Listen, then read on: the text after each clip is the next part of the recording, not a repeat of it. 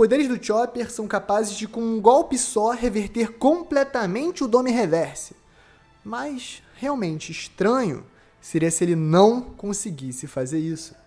Com a construção completa do mundo de One Piece, depois de quase 1.200 capítulos, nós temos uma história verdadeiramente colossal, que traz elementos de milênios dentro do seu mundo. Mas a verdade é que nenhuma revelação foi tão importante quanto a do discurso do Vegapunk. A origem das Akuma no Mi ainda é um grande mistério, e nem o homem mais inteligente do mundo trouxe essa resposta. Mas a interação que os poderes de Nika e agora de Chopper têm com as habilidades de Mu, para mim, cravam uma hipótese que já estava na cara. A capacidade humana nunca pode ser subestimada, e os poderes de One Piece não são meras habilidades sobrenaturais ou inatas, e sim também armas de guerra engenhosamente criadas para serem completamente efetivas contra seus inimigos. Porque com mais de 1.200 capítulos para trabalhar, hoje eu quero provar para vocês algo que pode parecer uma evolução inesperada de poder, mas, na verdade, amarra mais de 800 anos de um conflito, que depois que Mu ganhou, ele fez de tudo para manter da mesma maneira. Mas a jornada única dos Chapéus de Palha os levou exatamente até esse momento. E isso é totalmente mérito deles. Fala galera, Chapéu de Palha aqui, eu sou o Derek, então vou trazer um vídeo da minha cabeça, lendo o roteiro de One Piece, tentando entender exatamente da onde vem esse poder do Chopper e quais seriam as justificativas no mangá para a origem dele. Então já deixa o like, já se inscreve, vai ser autoral, mas obviamente é uma compilação de várias ideias e vamos pra cima, Lanzito, chama a vinheta.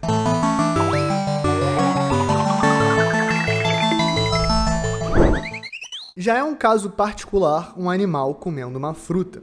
Conhecendo como funcionam as Rumble Balls e depois com o Chopper conseguindo simplesmente alterar de forma, você entende que essa fruta não é uma Zoan normal.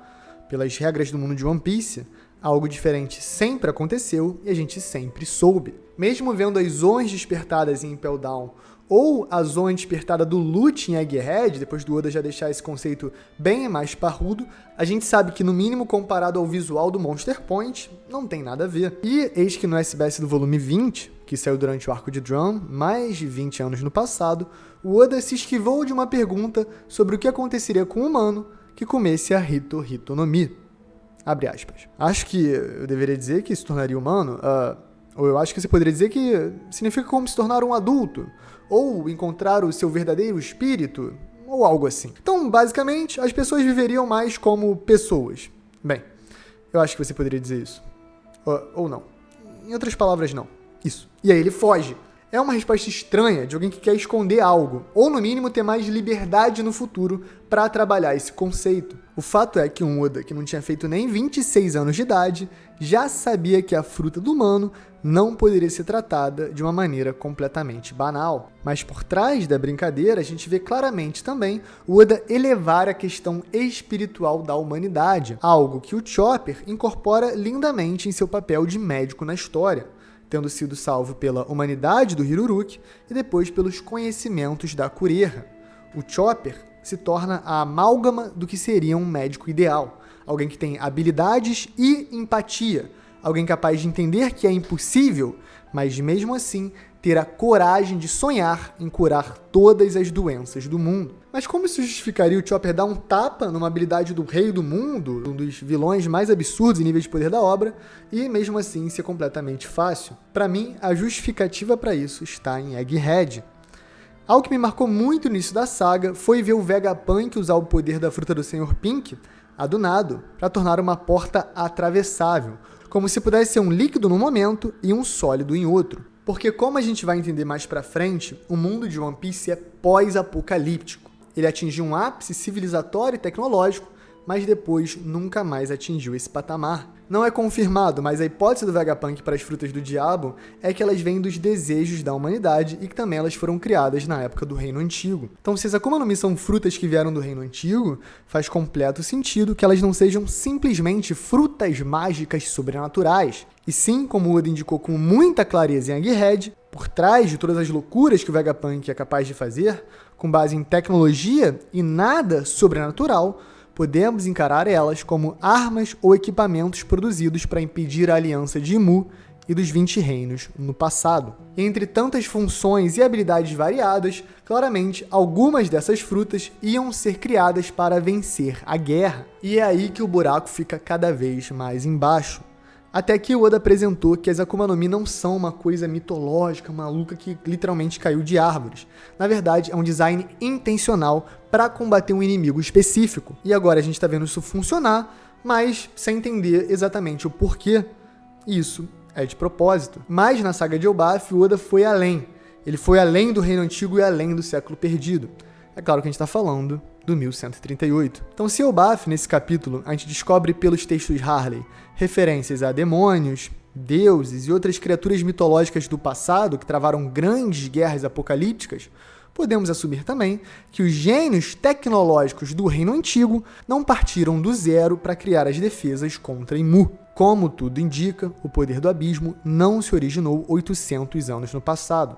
E se existia uma força contrária a esse poder do abismo que Imu dominou, faz muito sentido que o Reino Antigo fosse atrás de uma maneira de sintetizar esse poder e transformar em habilidades da fruta. Não esquece isso que eu falei agora, de sintetizar poder, que parece até divino, porque eu vou tocar especificamente nisso mais pra frente no vídeo.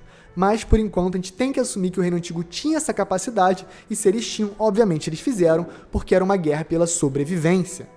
E eles perderam. Então, claro, originalmente, lá no início do mangá, a gente tinha só a fruta do Chopper, mas agora podemos entender que a fruta do humano tinha uma função particular no passado. Não simplesmente despertar a humanidade de alguém, e sim despertar a capacidade de se opor a Imu diretamente, de uma maneira que não fosse pela violência. E isso também faz perfeito sentido, porque se Imu tem uma habilidade tão marcante como o Dome Reverse, e como a gente sabe, ela tem pouquíssimas condicionais, a gente viu o Shebek, mega poderoso usuário de Haki do Rei do passado, sendo vulnerável a ela. Você pode assumir então que é perfeitamente plausível que o Reino Antigo criasse uma habilidade que preservasse o corpo dos seus alvos. Até porque, como precedente, o Loki realmente matou o Rei Harold. E ainda não ficou claro em que situações o Dome Reverse ou o Pacto do Abismo simplesmente retorna a eles após a morte, ou se o corpo pulverizado simplesmente não volta.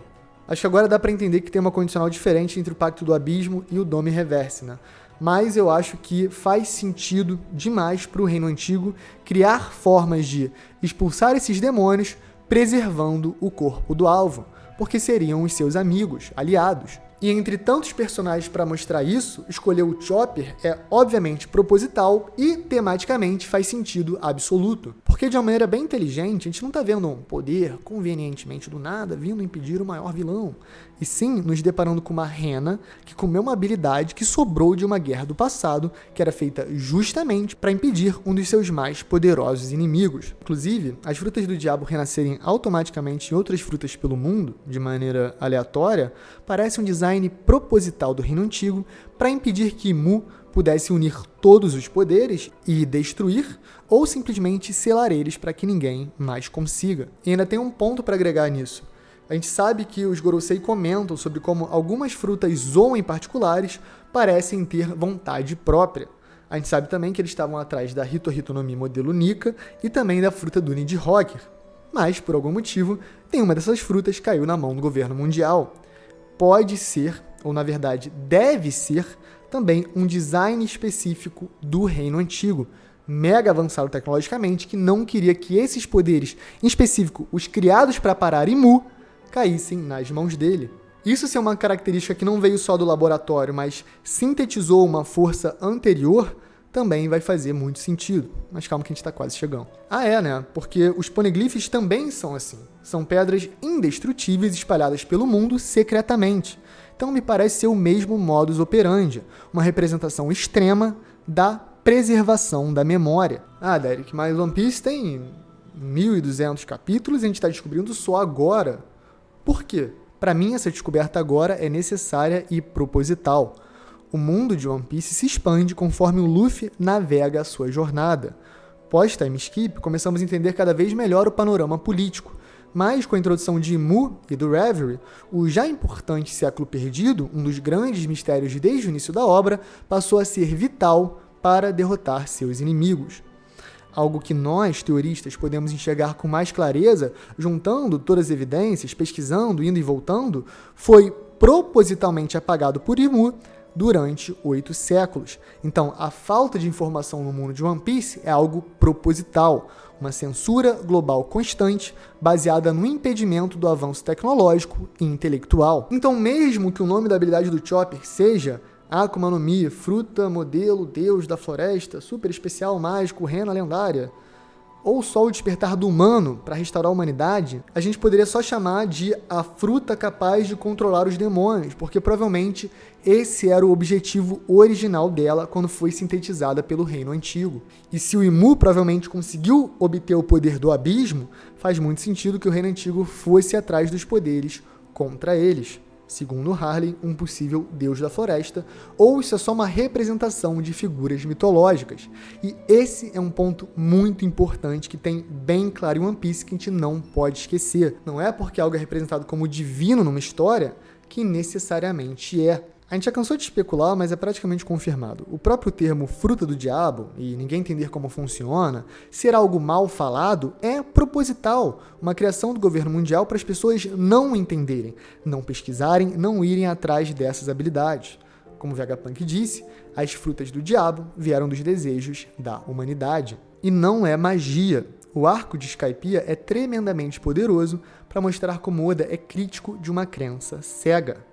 Ele não curte sobrenaturalismo sem alguma função conceitual ou motivo, tanto que usou o Norland para ser o contraponto científico da religiosidade da tribo do Calgara, que estava fazendo sacrifícios e também se negando a cortar árvores que estavam causando doenças para a comunidade, por considerá-las sagradas. Então é impossível interpretar os poderes das frutas sem entenderem que todas elas, ou no mínimo uma parte específica, foram criadas para derrotar Imu no meio de uma guerra. E esse também é o comentário de Eiichiro Oda sobre a ciência. A humanidade é capaz de bem e mal proporcionais, e a ciência é só um instrumento. O Vegapunk poderia usar a Mother Flame para trazer energia para toda a população global de One Piece, mas o governo mundial surrupia esse combustível para usar como arma e destruir Lulusia. E essa temática ser tratada no mangá japonês não parece coincidência para mim, porque a energia atômica é muito parecida na vida real. Um grande avanço científico do início do século XX, capaz de gerar muita energia e ajudar milhões ou até bilhões de pessoas.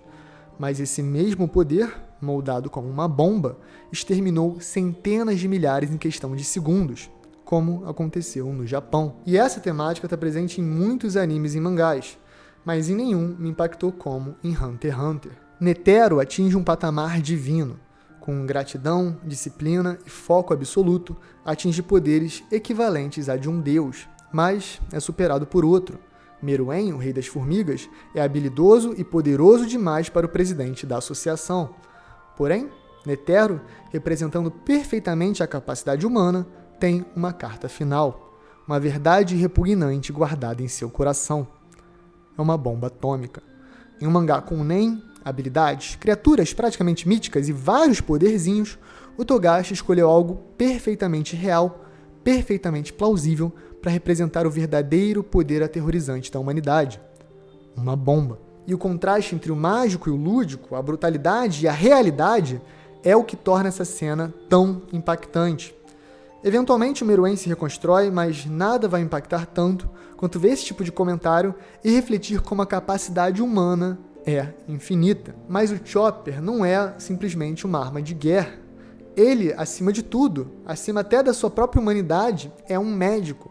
E se o Oda poderia simplesmente dar um power-up para enfrentar os gigantes do Homem Reversado, que, por sinal, em termos de nível de poder, já estavam perdendo para Zoro, Dory, Brog, Stansen, Hairudin e companhia, não teria problema nenhum se o Chopper simplesmente descobrisse uma nova habilidade, uma nova forma mais poderosa, ou até despertasse o Haki do armamento e trucidasse os seus oponentes, retornando eles à sua forma original. Se o Oda faz isso, eu acho que ia passar batido, ia ser só mais um power-up de combate, e legal, ia ser uma parte legal.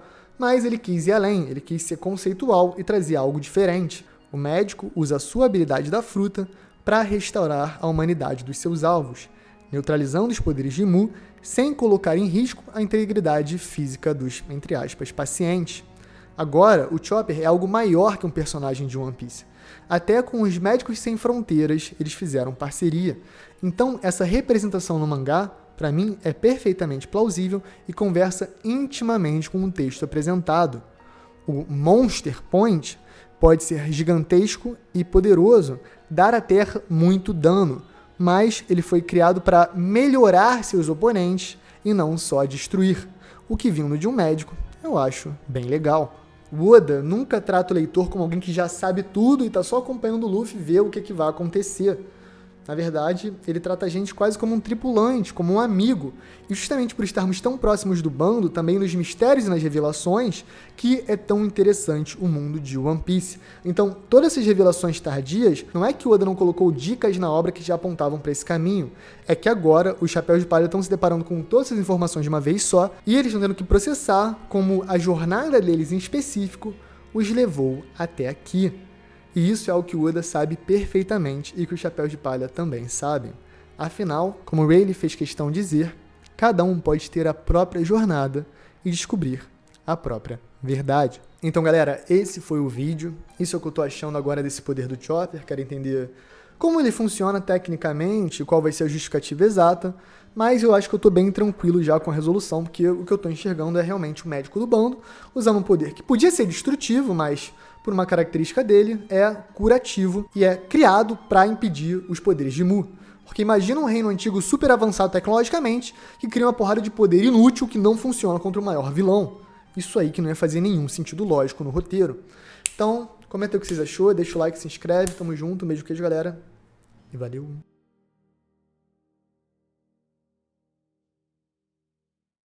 Pode palha secreto, galera. Daqui a pouco a seleção entra em campo, hein? Ai, ai, ai, ai, ai, ai, ai, ai. Vocês estão participando da campanha. Vamos parar de perguntar o que Eiichiro Oda pode fazer pela gente e vamos nos perguntar o que nós podemos fazer por Eiichiro Oda? Eu tô, cara. O maluco desenha um mangá há 28 anos. Ele entregou a vida inteira dele pra esse mangá. E, semana a semana, eu vou ler com carinho e boa vontade, principalmente, porque é bom demais. Então, galera, se eu recomendo alguma coisa pra vocês, cara, evita ambiente de spoiler, evita ambiente também de muita negatividade em cima do mangá, porque acaba que cada um vai ter a própria experiência particular, mas você dificilmente se apaixonou por One Piece acompanhando como você acompanha agora. Eu acho que isso também tem um peso, né? Imagina se a gente tivesse toda semana, o tempo todo ali na hashtag, nos memes e tal, nas comunidades, com as zoeiras. Não sei se ia ser tão divertido, né? Imagina se na hora que a Robin fala, eu quero viver, a gente entra no Twitter e é um bando de memes zoando. Acho que talvez fosse afetar. Mas sei lá, né? Tá acontecendo em tempo real e a gente tá descobrindo, galera. Então comenta aí o que você acha, comenta aí se você faz alguma coisa ou não para tentar aproveitar melhor o One Piece. E fica juntinho da gente, junto às comunidades, no Instagram e tal, que a gente vai sempre tá lutando pra vocês terem a melhor experiência possível que nem a gente tem. Então é isso, galera. Um beijo, queijo, valeu!